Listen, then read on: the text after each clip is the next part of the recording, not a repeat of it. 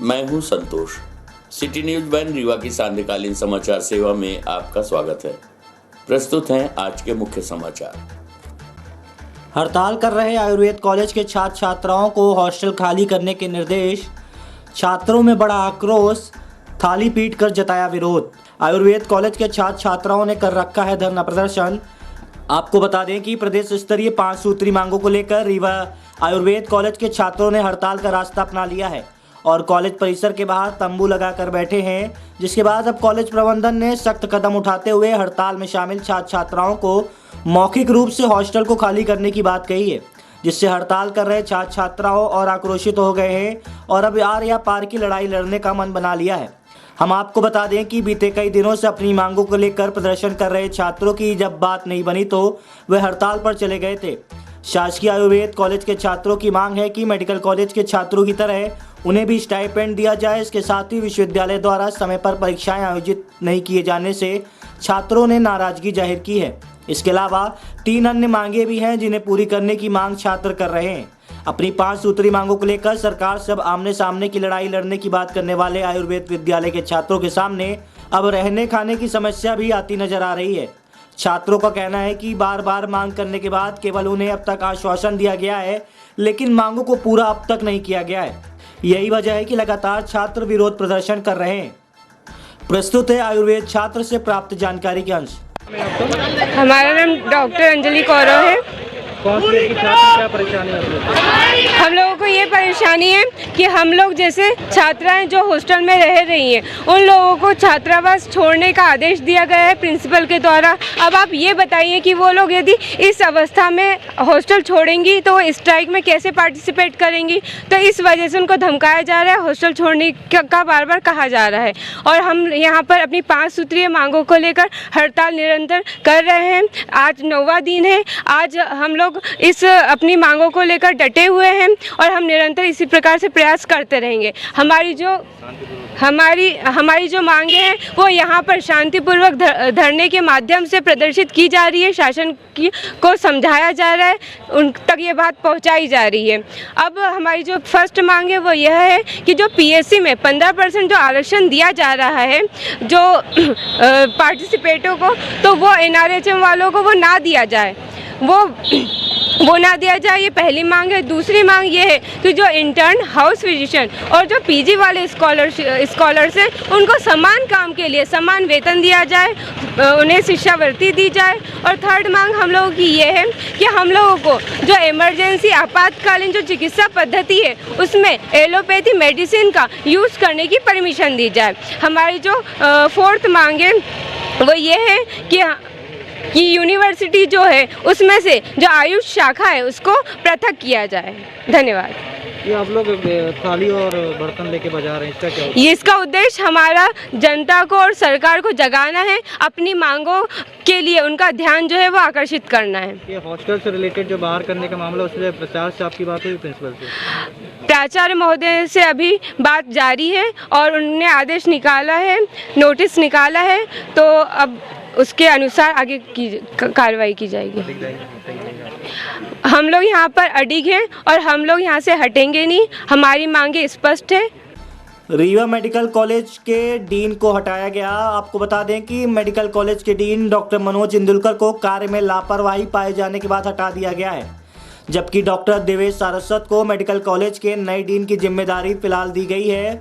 आपको बता दें कि श्यामशाह मेडिकल कॉलेज के डीन रहे डॉक्टर मनोज इंदुलकर को कार्य में लापरवाही पाए जाने के बाद हटा दिया गया है, जबकि डॉक्टर देवेश सारस्वत को मेडिकल कॉलेज का नया डीन बनाया गया है।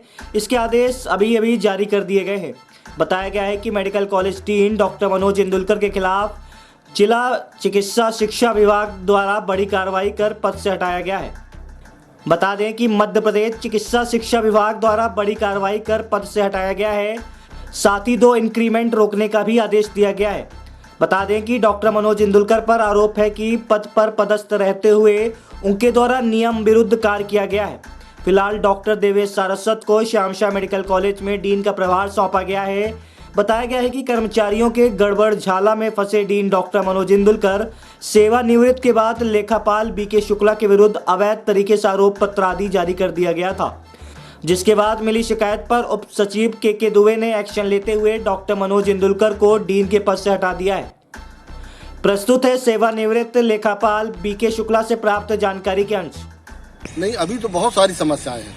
ये एक लामबंद होके कुछ लोग जिस दिन से हम सेवानिवृत्ति हो गई, हमारे खिलाफ विभागीय जांच चालू हो गई, तो 2-4 लोग एक लामबंद होके हमारे हर आवेदन जो भी मैं देता था दबा के रख देते थे, उस पर कोई कार्यवाही नहीं हुई थी।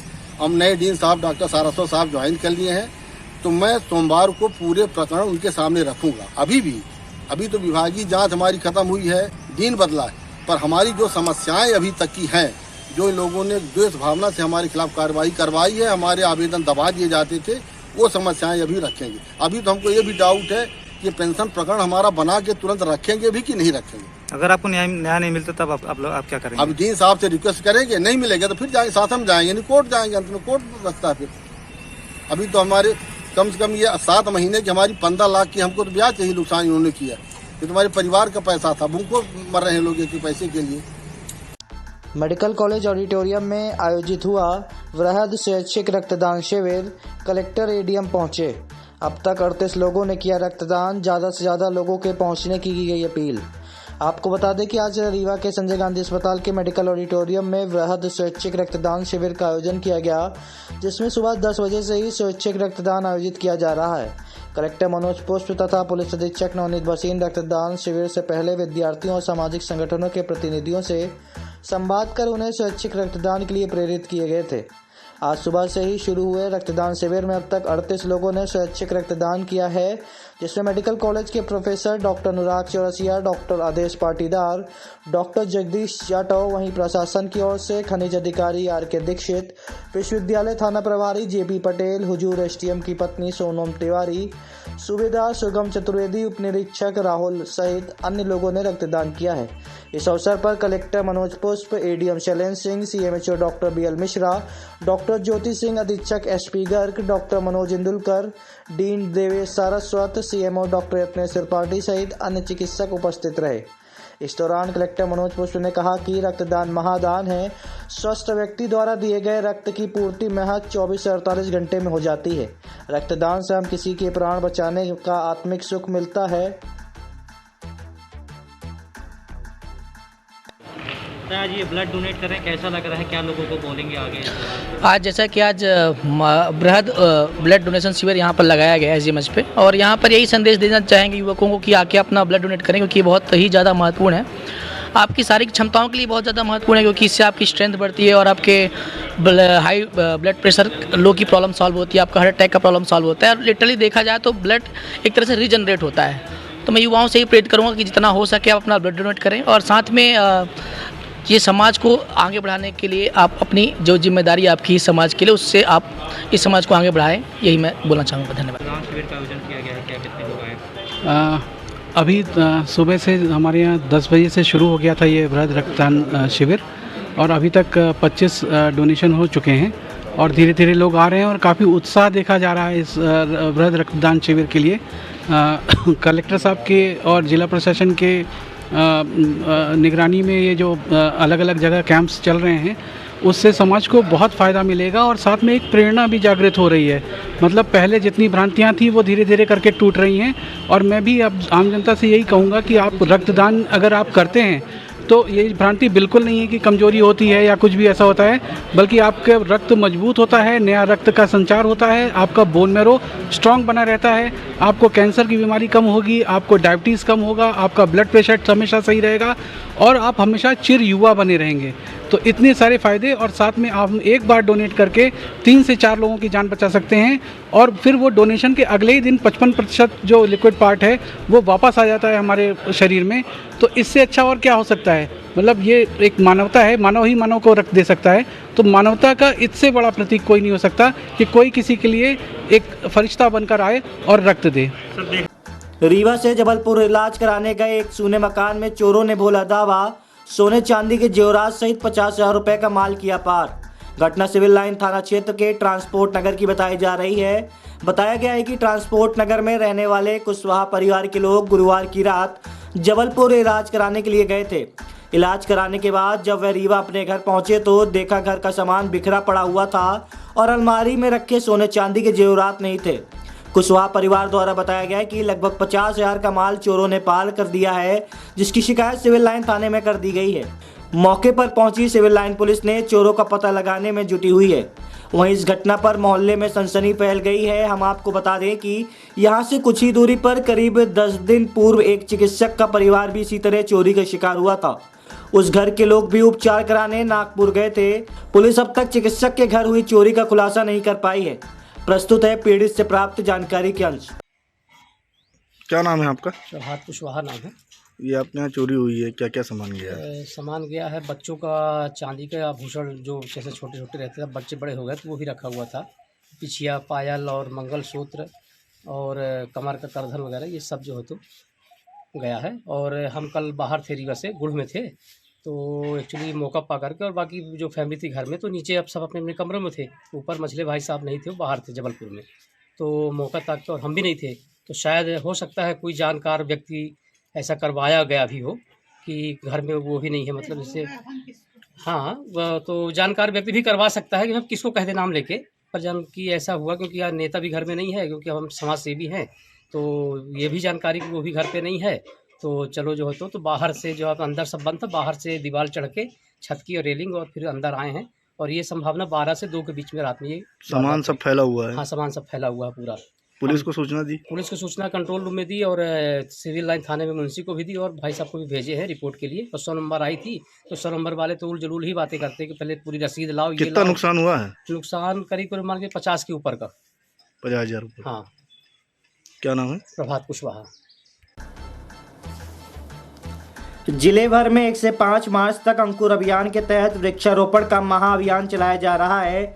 इस क्रम में आज अंकुर योजना अभियान अंतर्गत शासकीय पॉलिटेक्निक महाविद्यालय रीवा में शासन के द्वारा अंकुर कार्यक्रम अंतर्गत कल्पना कल्याण समिति एवं पॉलिटेक्निक महाविद्यालय रीवा के संयुक्त तत्वाधान द्वारा पौधारोपण कार्यक्रम का आयोजन किया गया, जहां पौधारोपण कार्यक्रम में राज्यसभा सांसद राजमणि पटेल, पूर्व मंत्री एवं रीवा विधायक राजेंद्र शुक्ला तथा सिमरिया विधायक केपी त्रिपाठी एवं कलेक्टर मनोज पुष्प के द्वारा वृक्षारोपण किया गया। आपको बता दें कि प्रदेश के मुख्यमंत्री शिवराज सिंह चौहान की मंशा के अनुरूप पर्यावरण संरक्षण के लिए रीवा जिले में भी अंकुर अभियान की शुरुआत की गई है। इस कड़ी में अंकुर अभियान के तहत आज पॉलिटेक्निक कॉलेज में वृहद रूप से पौधारोपण कार्यक्रम का आयोजन किया गया, जिसमें राज्यसभा सांसद राजमणि पटेल, पूर्व मंत्री एवं रीवा विधायक राजेंद्र शुक्ला, सिमरिया विधायक केपी त्रिपाठी एवं कलेक्टर मनोज पुष्प सहित अन्य सामाजिक संगठनों ने पौधारोपण किया। प्रस्तुत है पूर्व मंत्री राजेंद्र शुक्ला से प्राप्त जानकारी के अंश।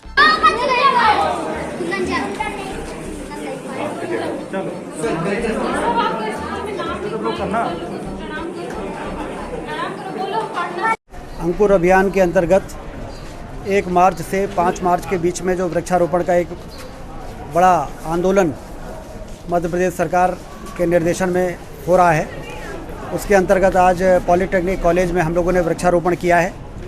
हमारे साथ आदरणीय राजमणि पटेल जी जो राज्यसभा सांसद हैं, केपी त्रिपाठी जी जो सिमरिया क्षेत्र के लोकप्रिय विधायक हैं, आदरणीय कलेक्टर साहब से लेके तमाम अधिकारी और यहाँ पॉलिटेक्निक कॉलेज के सभी लोग यहाँ पर उपस्थित रहे हैं। कल्पना कल्याण समिति से लेके कई NGOs के लोग भी यहाँ पर साथ में रहे हैं और वृक्षारोपण हुआ है। मेरा सभी से निवेदन है कि वायुदूत जो ऐप है उसको अपने अपने मोबाइल में डाउनलोड करके और सभी लोग वृक्षारोपण करें और उसकी फ़ोटो को वायुदूत ऐप में अपलोड करें, जिससे कि हम उस वृक्ष से जुड़ सकें और इलेक्ट्रॉनिकली हम उसकी मॉनिटरिंग भी कर सकें कि जो पौधा हमने लगाया वो कितना बड़ा हुआ है और उसको वृक्ष बनाने तक हम उससे जुड़ सके भावनात्मक रूप से। इसके लिए सभी वायुदूत ऐप को डाउनलोड करके और पेड़ लगाते हुए उस फोटो को ज़रूर अपलोड करें, यही मेरा सबसे निवेदन है। जिले के मध्य प्रदेश अधिकारी कर्मचारी संयुक्त मोर्चा ने आज मुख्यमंत्री एवं मुख्य सचिव के नाम कलेक्टर को 10 सूत्री ज्ञापन पत्र सौंपा है। आपको बता दें कि अधिकारी कर्मचारी मोर्चा ने ज्ञापन पत्र में पुरानी पेंशन योजना को बहाल कराने, केंद्र के समान शेष 11% महंगाई भत्ता देने व एरियर सहित पूर्व महंगाई भत्ते का एरियर देने, इसके अलावा प्रदेश के अधिकारी कर्मचारियों एवं निगम मंडल इत्यादि में कार्यरत कर्मचारियों को स्वास्थ्य बीमा का लाभ देने, दैनिक वेतनभोगी स्थायी कर्मचारियों, संविदा कर्मचारियों, आउटसोर्स कर्मचारियों को नियमित करने, क्रमोन्नति का लाभ देने और अनुकंपा नियुक्ति के आदेश को सरलीकरण किए जाने की मांग की गई है। कर्मचारी संघ द्वारा सौंपे गए ज्ञापन पत्र में कहा गया है कि 10 वर्ष की सेवा पूर्ण कर चुके दैनिक वेतनभोगी कर्मचारी श्रमिकों को भी स्थायी कर्मचारी का लाभ दिया जाए। उक्त मांगों को लेकर रीवा जिले के मध्य प्रदेश अधिकारी कर्मचारी संयुक्त मोर्चा संघ ने आज कलेक्ट्रेट कार्यालय में एसडीएम अनुराग तिवारी को ज्ञापन सौंपा है। अधिकारी कर्मचारी संयुक्त मोर्चा भोपाल के आह्वान पर आज 10 सूत्री मांगों के निराकरण के लिए पूरे प्रदेश में ज्ञापन माननीय मुख्यमंत्री जी को संबोधित माननीय कलेक्टर महोदय को दिया जा रहा है। हमारी प्रमुख मांगें हैं, पुरानी पेंशन बहाल किया जाए। हमारे कर्मचारी 30 से 40 वर्ष काम करते हैं, जब वो वृद्ध हो जाते हैं और कोई काम करने लायक नहीं रहते तो उनको पेंशन नहीं मिलेगी, उनको जीविकोपार्जन करने में बहुत सारी कठिनाई होगी। इसलिए हमारी मांग है, जिससे पहले पेंशन मिलती थी कर्मचारियों को, उसी तरह अधिकारी कर्मचारियों को पुरानी पेंशन बहाल किया जाए। अभी राजस्थान सरकार ने अपने कर्मचारियों को पुरानी पेंशन बहाल कर दी है।